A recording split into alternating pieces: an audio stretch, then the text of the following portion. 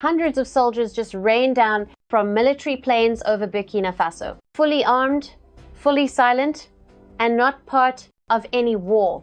No warning, no explanation. Just a sudden burst of parachutes above Bobulas. So what was this operation? Why did over 500 troops take to the sky without a battle to fight? Let's find out. The skyfall began above Bobo Dioulasso, a place most of the world knows for music, mangoes, and old colonial trains. But beneath its calm surface, Bobo is quietly becoming the military brainstem of Burkina Faso, a city not of tourists, but of tacticians.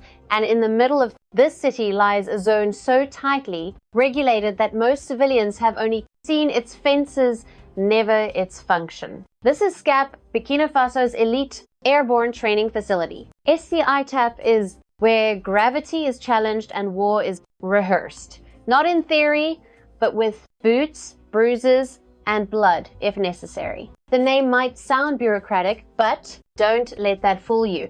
What happens inside the space is decisive physical warfare preparation engineered to train a soldier not just to fight, but to fall from the sky, land hard, and move fast. The very act of parachuting isn't glamorous here. It's violent, it's dangerous, and it's essential because in Burkina Faso's modern military playbook, land-based strategy isn't enough anymore.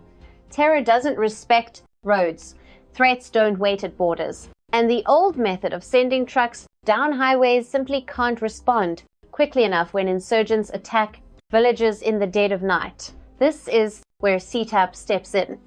A military breeding ground for speed, unpredictability, and vertical dominance. But why Bobo Dioulasso? Why plant this kind of facility here and not in the capital, Ouagadougou? The answer is geography and legacy. Bobo sits at a crossroads of logistical power. It's far enough from the volatile north to be secure, yet close enough to deploy troops across multiple conflict zones in record time. It also inherits an important colonial and post-colonial military infrastructure remnants from France's airborne experiments and Burkina Faso's early post-independence reforms. SATAP was built on that scaffolding. But over the past decade, it's evolved into something distinctly Burkinabe, leaner, grittier, and longer dependent on Western trainers or external funding. The 2025 parachute jump campaign being staged here isn't just an exercise, it's a pressure test. More than 500 soldiers weren't just told to jump, they were forced to earn their wings through weeks of tactical, mental, and physical trials. SCAP doesn't produce parade ground soldiers. It breeds terrain-ready shadow units. Soldiers who understand wind resistance, battlefield communication in midair, high-altitude acclimation, nighttime drops, emergency maneuvering, and the psychology of landing deep behind enemy lines. These troops are not performing for show. Every movement is tied to operational realism. There are no blanks. There are no shortcuts. The jumps simulate real-time deployments in regions like Sam, Yaga, Tapoa, or even across the poorest borders into Mali and Niger zones where insurgents are mobile. The terrain is brutal and alliances can shift overnight. That's why SATAP's training doesn't end at the drop. It begins there. After hitting the ground, soldiers have timed objectives, reach coordinates, secure positions, or neutralize simulated enemy targets before extraction, all in real time with full gear and under pressure. This is where Burkina Faso's military evolution quietly takes place. Not in five-star meetings, not through foreign lectures, but in dusty airstrips and sweat-drenched drills where national survival is a daily assignment. SCAP is not just a place, it is a doctrine, a response to a new kind of war. One where your enemy doesn't wear a uniform, where conventional command structures collapse under tribal chaos, and where speed equals life. That's why the airborne training here isn't an add-on. It's the core. In the 2025 campaign, every soldier who jumped from those planes wasn't just proving courage. They were testing a national military theory in real-world physics. What happens in Bobo, Dolaso, now ripples far beyond its borders. The silent formations in the sky, the coordination on the radios, the muscle memory on impact. This is Burkina Faso shaping a military that can control chaos before it spreads. And what's most startling is that nobody saw this transformation coming. A country dismissed just a few years ago as dependent, destabilized, or disorganized is now training rapid deployment. Airborne units with surgical precision in its cities, with its resources, and for its survival. But if this is happening behind the fences of Saitab, then the next question is chilling. Who are the soldiers they're preparing to face? Let's pause for a second to say big thank you to the Black Culture Diary, community where Black voices, stories, and legacies are preserved and amplified. By becoming a member, you're not just supporting the channel, you're becoming part of a powerful cultural movement. Let's continue. The truth is, you don't train hundreds of soldiers to jump from military aircraft without a reason. You don't pour months of resources into SITAP, drill soldiers to fall into enemy terrain, and teach them to operate alone if you're just playing defense. This is preparation for something darker, something mobile, evasive, and deadly. Something that no border fence can keep out.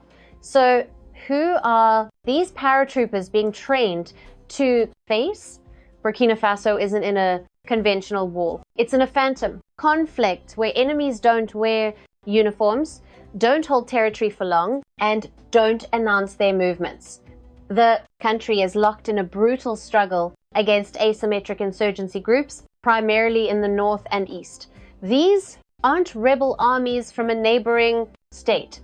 They're networks of extremists, foreign-trained mercenaries, and ideologically warped militias with shifting allegiances and global funding. Trails. And they are everywhere. Over the past 5 years, entire provinces in Burkina Faso have been destabilized not by full-scale invasions, but by whispers, sudden attacks, and disappearing footprints. Villages are ambushed at night. Schools are torched. Roads are mined. The army isn't always fast enough to respond by land. That's why the 2025 parachute campaign is more than a drill. It's the birth of a strike, doctrine tailored to enemies who vanish before the dust settles. These groups operate with a kind of cruel efficiency. They strike soft targets, markets, schools, rural townships, and disappear into forests, deserts, or even across international borders before security forces can organize. Their attacks aren't random. They're meant to erode trust, paralyze the local economy, and make civilians doubt their government's ability to protect them. And unfortunately, in some areas, they've succeeded. But Burkina Faso is adapting not with speeches, but with speed. And that's where the paratroopers come in. In this kind of conflict, timing is everything. You can't wait 48 hours for ground convoys to assemble when a village is under siege. You need a force that can deploy from the sky in under an hour. A unit that can land on rooftops, in fields, on riverbanks, and immediately engage. Not just to fight, but to stabilize, to restore, to disrupt the rhythm of the insurgency. This isn't fantasy. It's already happening in trial. Operations across the country. Burkina Faso's airborne soldiers trained at SCIT are being embedded into reconnaissance, missions, intelligence collection, and localized defense operations. They're trained not just to land and shoot, but to assess, adapt, and integrate with local terrain and populations. Some of the 2025 jump units have been equipped with mobile communication arrays, allowing them to set up satellite uplinks from remote forests to relay real-time battlefield data to command. Others are being trained to operate autonomously for 72 hours post-drop, carrying enough rations, ammunition, and tactical intelligence to run independent missions without waiting for backup. Why is this so critical? Because the enemy is not waiting. Every time a convoy is delayed or a village is unprotected, extremist factions gain more influence, more fear-based loyalty, and more recruits. They feed off slow reaction times and bureaucratic paralysis. That's why SATAP-trained troops are being positioned as the vanguard of a new military model, one that puts agility and aggression ahead of paperwork and politics. And make no mistake, this enemy isn't just fighting Burkina Faso. It's fighting the idea of a sovereign African state. These insurgents are fueled by external money, regional chaos, and the ghosts of foreign interventions gone wrong. Some of them are splinters of groups that once served Western objectives in Libya and the Middle East. Now, cut loose and well-armed, they see West Africa as their next laboratory of destruction. The rise of paratrooper strategy is Burkina Faso's counter to that madness. It's saying, you may be fast, but we are faster. You may be invisible, but we can land in your shadow. In this war, the sky is no longer a neutral space. It's a launch pad. And the most important part, these paratroopers don't just answer to orders. They answer to something deeper, a belief that the country cannot afford to be saved by anyone else. Not France, not ECOWAS, not the UN, just Birken Bay. Soldiers, just parachutes, just resolve. But if the paratroopers are now the front line, then the next question becomes even more urgent. What happens once they land and there's no one waiting to back them up? Here's a reminder to please like and share the video and subscribe to our channel to watch more videos on Black culture, history, civilization, and identity. Let's continue now. Dropping from the sky is only half the story. The 2025 parachute jump campaign is not designed for spectacle. It's not about floating in neat formation or landing in parades. It's about impact, hard landings, immediate engagement, complete autonomy. Because the moment those soldiers hit the dirt, the real war begins. And they have no cavalry coming behind them. That's the terrifying beauty of Burkina Faso's new doctrine. Paratroopers don't just land, they operate alone. No tanks rolling in behind. No air cover circling above. These are self-contained units trained to function as commandos, medics, engineers, intelligence, analysts, and survivalists all in one. Once they land, they become a living, breathing piece of the battlefield, gathering intelligence, protecting civilians, or eliminating insurgent threats without waiting for orders. This changes the entire rhythm of warfare in Burkina Faso. In the past, soldiers would arrive at the scene of an attack when the shooting had already stopped. Villages would lie in ruins, survivors traumatized. The attack is gone. But now, thanks to real-time aerial deployment, paratroopers are hitting the ground before the smoke is cleared, sometimes even during the attack itself. That means no time to regroup, no margin for error. Every second counts. So, what exactly are they trained to do once their boots touch the soil? First, secure the perimeter. These are not urban battlefields. These are forests, dry plains, rocky hills, and flood-prone river zones. Enemies can blend in with farmers or vanish into the terrain. The first task is to assess immediate threat, vectors from hidden IEDs to ambushes disguised as civilians. Second, gain control of communications. Each unit carries a lightweight but highly encrypted communication setup, allowing them to connect not just to headquarters, but to local defense, volunteers, civilian authorities, and nearby patrol teams. These tools can turn a single drop team into the nerve center for a whole regional counter-offensive. Third, provide stabilization. That means more than engaging targets. It means evacuating wounded civilians, protecting schools, retrieving intelligence from hostile zones, and gathering real-time environmental data for drone or artillery units. In some scenarios, these teams are even tasked with setting up temporary command posts to hold ground until reinforcements arrive. Sometimes hours, sometimes never.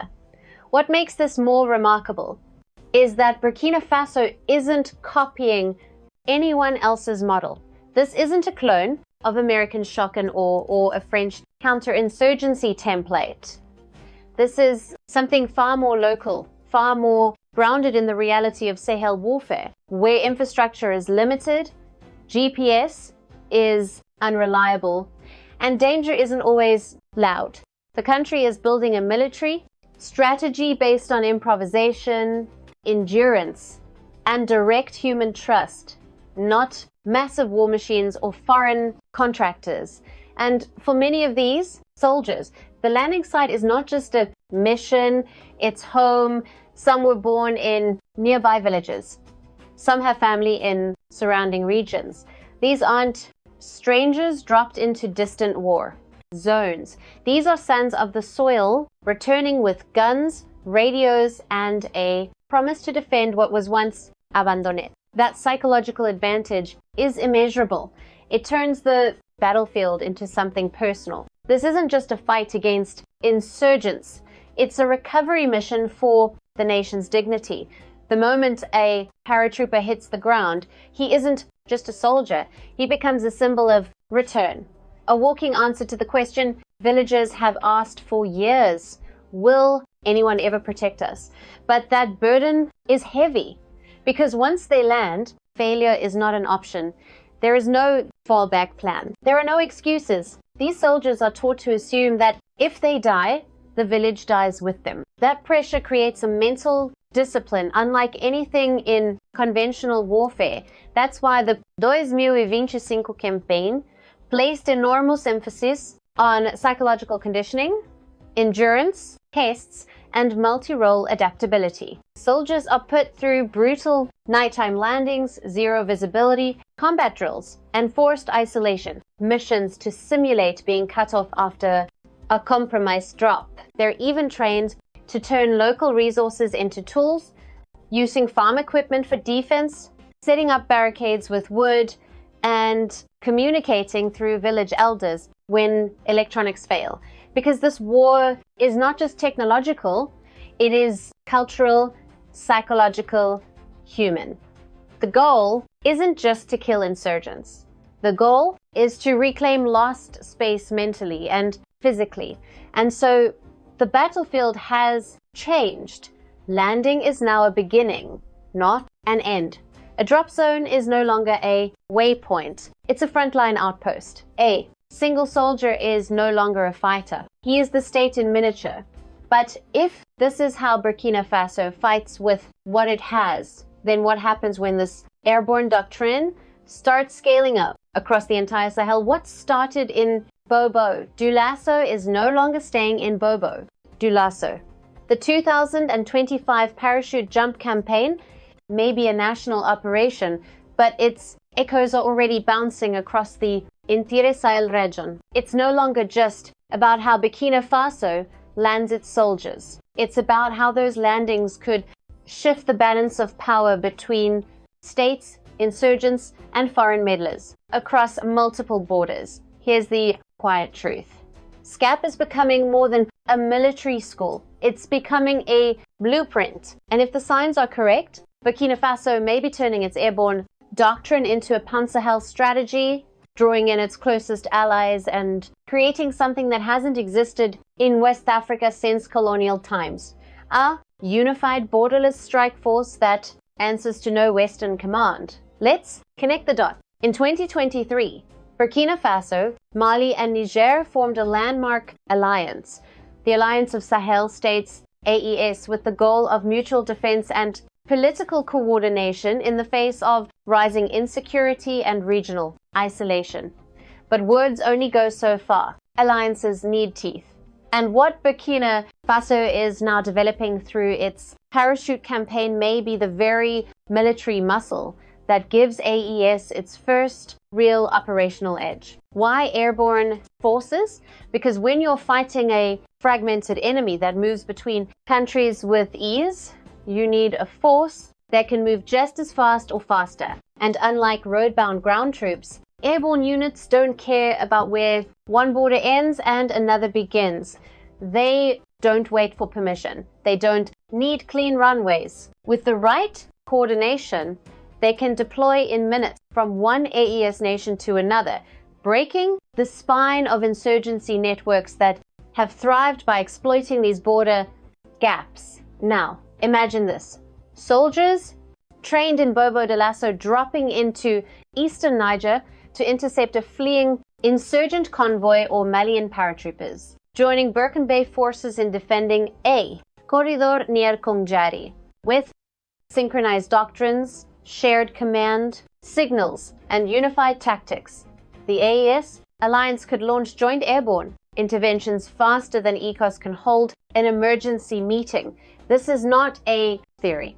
Quiet coordination is already underway. High-ranking sources within the Burkina Faso defense establishment have hinted at multi-country parachute drills where troops from Niger and Mali will train alongside Burkina Faso's elite units at Seytab. These exercises are being planned without foreign oversight, and that's what makes them unprecedented. They're not being supervised by ARICOM, by France, or by UN peacekeepers.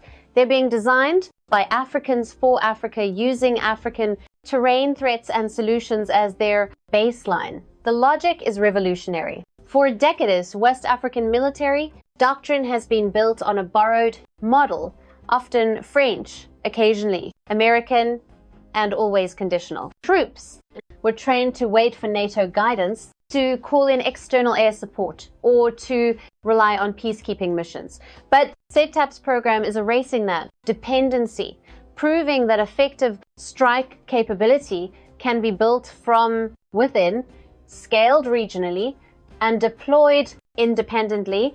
There's a geopolitical consequence to this as well. If AES airborne units begin to operate across borders with seamless integration, ECOS becomes weaker. So does any Western presence that relies on fragmented national command structures to maintain leverage. Paratrooper-led operations by AES states would make it harder for external actors to control intelligence, flow, monitor weapons movement, or dictate conditions for military aid. In short, it's a militarized form of sovereignty stitched together with parachutes and war drills. But there's another layer, and it's psychological. For too long, insurgents in the Sahel have benefited from a myth of invincibility. They've counted on state borders as shields, on slow-moving ground forces as advantages, and on poorly equipped national armies as guarantees of survival. But when word spreads that Burkina Faso, Malian, and Nigerian paratroopers can land anywhere at any time, that myth begins to collapse, and so does their morale. Civilians, too, begin to see something else. A regional army that doesn't arrive with pamphlets, but with parachutes, not after the damage is done, but during or before. That's how trust is rebuilt. That's how legitimacy is restored. Not just in the eyes of villagers, but in the minds of regional actors looking for alternatives to Western-backed instability. So what does this mean? It means the 2025 parachute jump campaign isn't just an event. It's a prototype for regional war readiness. It's a hint at what a truly independent African military structure could look like. Borderless, airborne, coordinated, and unapologetically sovereign. If Burkina Faso can fund its army alone, why can't richer African nations? Who fears independent paratroopers more, insurgents or foreign powers? Let us know in the comments section. Is this the start of Africa's first truly sovereign? Do you want to watch more videos like this one?